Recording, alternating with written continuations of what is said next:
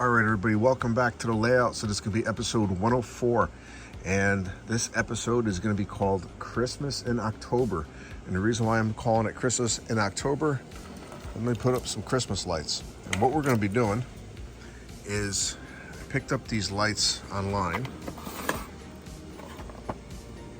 and this is from Target actually.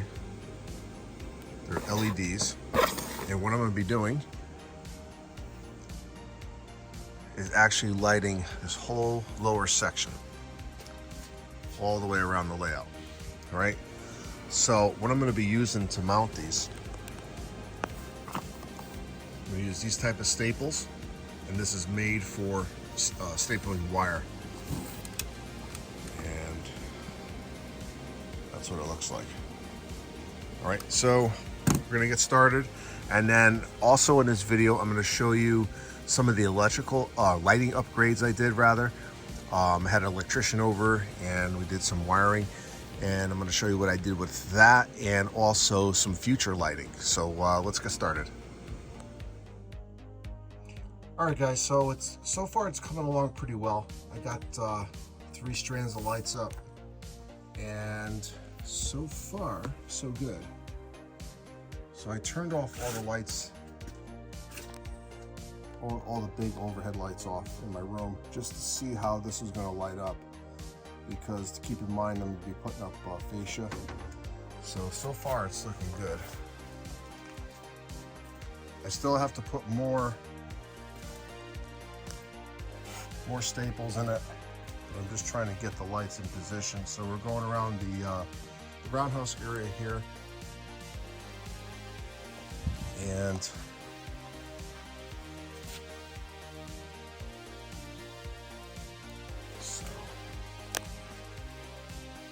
focus this, and there's the rest of the strand.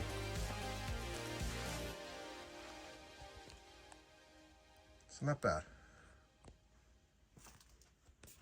They're not terribly bright, but at least I'll be able to see what's going on underneath if I need to, if I have it like a derailment or something like that. Like I said, some of the lower level will be exposed, so we'll be able to see trains going through. So I wanted to have some type of light in there, and it doesn't have to be terribly bright, but I may have to add some supplemental LEDs. I'm not sure yet, but we'll find out soon enough once I get the rest of these lights in. But it's definitely working out pretty well.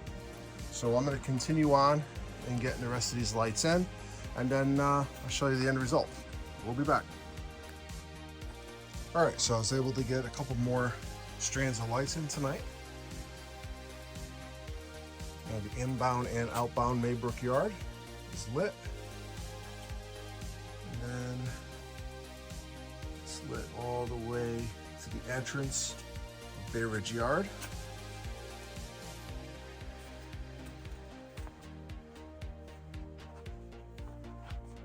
And what I did is I put a double strand in Bay Ridge Yard, but it's still not enough light. So what I'm going to do, in addition to this, I'm going to add some brighter LEDs, and then just for this section. So I'm up to this point here, almost the entrance into Waterbury Yard and also track 19. So I'm going to continue on, and then hopefully wrap this up soon. We'll be back. All right, everybody, so I finished installing all the Christmas lights, the LED Christmas lights for the lower level, and we're going to take a walk, and I'm going to show you how it all looks. And for the most part, I'm pleased, and it came out pretty good. There's some areas though that I'm going to have to increase the lights, but in this area here, I'm thinking I'm about keeping it just the way it is. What I'm gonna have to do is staple up the lights a little bit more in a couple different areas. Like in this area here, I have to get the lights up a little bit more there, but for the most part, they're all in. So I think I ended up using like 7 strands of lights or 6 strands of lights. I do have 2 extra strands left over, which is good. So you can see all the lower level tracks, and this is all for staging. It kind of reminds me of Grand Central Terminal. When you're going in, you can see all the light bulbs as the train is coming in. All right, so then let's go to the other side. Now what I ended up doing here is I put an extra piece of wood in here, so now I have some storage. Come around this way. And this is my Bay Ridge yard. Now, once I secure this bench work properly, because it's not secured right now, then I'll take this and actually staple them up even higher. This area here is going to require some more LEDs. I want this a little bit brighter. So before I end the video, I'll show you the LEDs I'm going to be using. Some of the pictures that I took of this, because the LEDs, when I take in a regular still picture, they seem to like pulsate, but in real life they're not. So but this is the area here that I finished.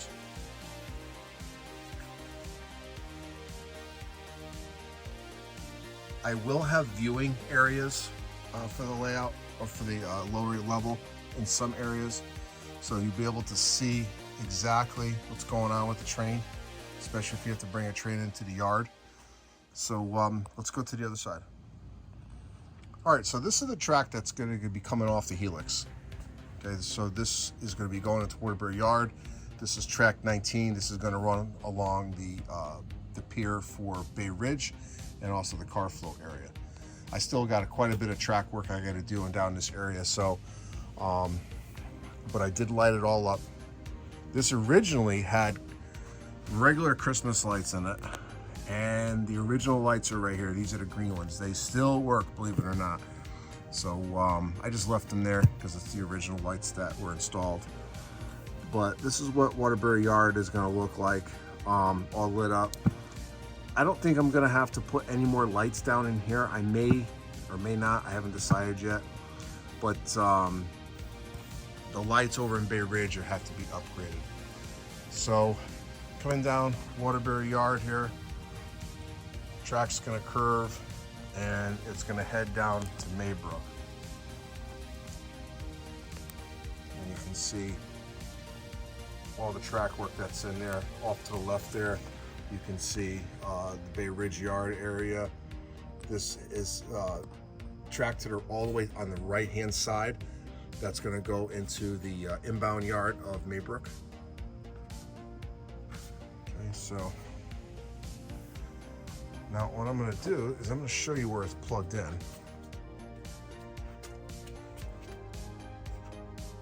So all the Christmas lights go into that one outlet there. Now the other outlet, I'm going to add some more LEDs, so it's going to be a separate plug. So I got these on Amazon. There's different colors, but I'm just going to use the regular white LEDs.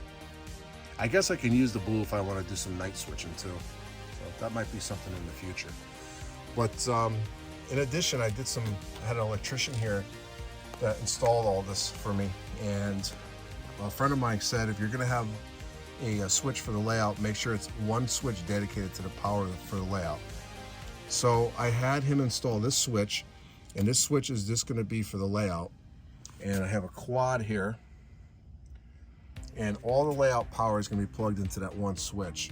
So I'm going to have the main hub of my DCC system is going to be right in this area here mounted. I'm going to have all my power districts down there. So from here, all the power districts will branch out to the areas of the layout that I want them to. So this is going to look pretty good when it's all done. And let's see what else. Let's go over to the light panel, and I'll show you all the extra switches I put in. So here's the switch that controls the lights underneath the layout. So if you look at the lights now, got one switch that turns them all on. Now also, in addition to those lights, I have a series of extra switches here. This switch here is for the front lights, the front bank of lights. This switch here is for the back bank of lights. And this one here is future track lighting that I'm gonna put in. So let's take a look at the lights as they go on. So here is the LED lights. Let me put this thing to focus, there we go. This is the LED lighting that I got from Costco. So once you put the first set on, and then the second set, okay? All right, now, turn those off. What I want to show you is a little sneak peek to next month's video. I'm starting to put structures on the layout, all right? So this structure here is Foscale Models, and if you go on their website, this is the actual prototype that Doug Foscale built. I was able to obtain this structure, and this is where it's going to sit in the lower Bridgeport yard. I got to take some of this graffiti off, but this is the Railway Express building. So it's going to be really cool to have the prototype piece built by Doug Foscale on the layout, and it's going to be front and center. So I'm really excited about that. Now, upcoming video will be planning for the structures and also placement for the structure. So that's going to be episode number 106. All right. So if you're watching this video, it's Halloween, so happy Halloween, everybody. But episode 106 will come out probably mid-November, and I've already started working on the video, and I already started placing structures. So I'm trying not to show you some of the structures I have on this layout so far, but I just want to show you this one just so you can see it. The next layout update is going to be really cool with a lot of structure stuff, but I decided to go that route because I needed to start planning my track work, and I needed to get the structures in place. So what I'm going to do now is, there was 2 train shows this past weekend, and I'm going to show you some of the stuff that I was able to pick up at the train shows. It's probably one of the best deals I got in a long time, so we'll be right back. All right, so this is the end result of 2 shows in a row, and I got some really great deals. So let's start off with some of the cars. So the first show on Saturday, I found these, and these are custom painted. These are Athearn Blue Box, and these are the Buffalo Creek Flower cars. Now these actually ran on the New Haven, so once I saw these, I said, yeah, these are really nice, and they have some weathering underneath. They have KDs. I'm gonna have to put metal wheels on them because there's plastic wheels on these, but that's not a big deal. So the guy was selling these for $5 a car, and I couldn't pass that up. So he had all different numbers, so he had 4 of them, so I picked up them all, and I mean, they were really well done. I have a couple of these that are brand new, that are made by KD, and but I love blue box kits. They may lack the detail that some of the newer stuff has, but I like them. When you mix these in with the regular rolling stock, like the KDs or the Intermountains, you can't really tell the difference unless you're really looking. So I got this one here.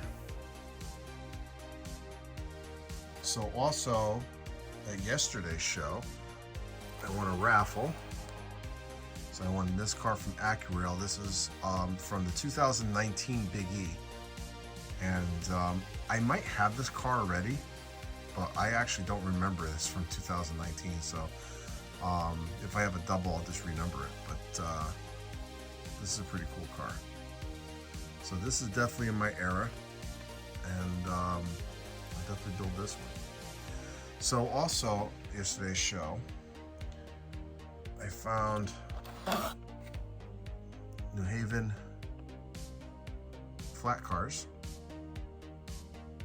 Now, I already have these, but what I'm going to do is I'm going to renumber these. So I have the decals for them. So this will make 6 of these that I have. So it's going to be, I'm going to have a huge trailer train from New Haven coming around the layout, and these will definitely work out very well. So I got that one, and I got this one here.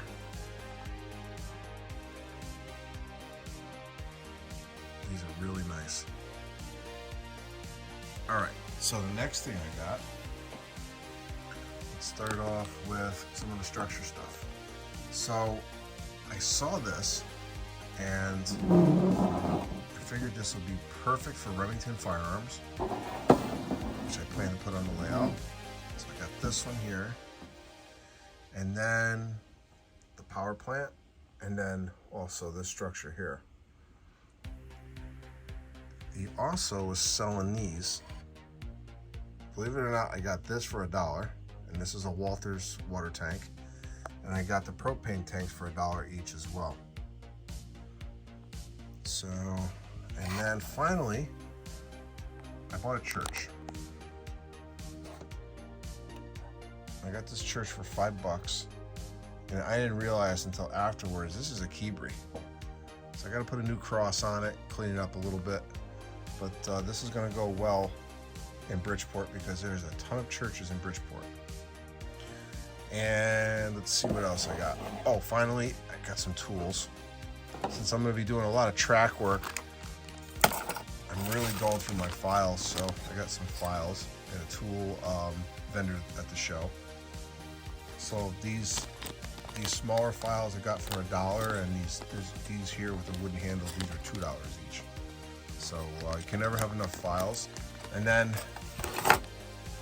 I use a lot of rulers when I'm making templates and stuff like this. And this was a nice ruler.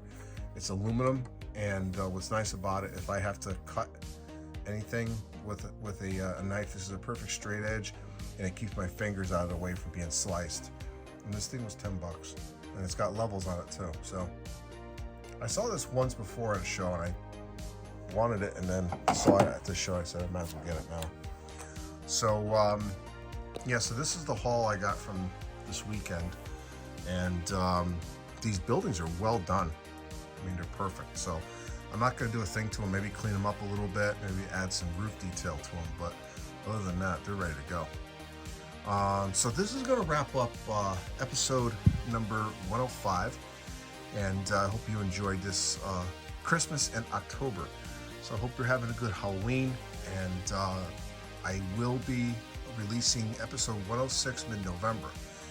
Also, on my channel, I've launched a channel membership. If you're interested, it's no obligation if you want to or not. It's not a big deal.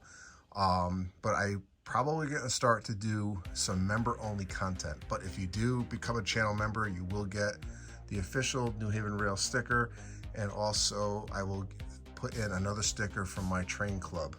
So you'll get 2 stickers, and then if you look at my page, you can see all the perks that come with that level. There's only one level right now.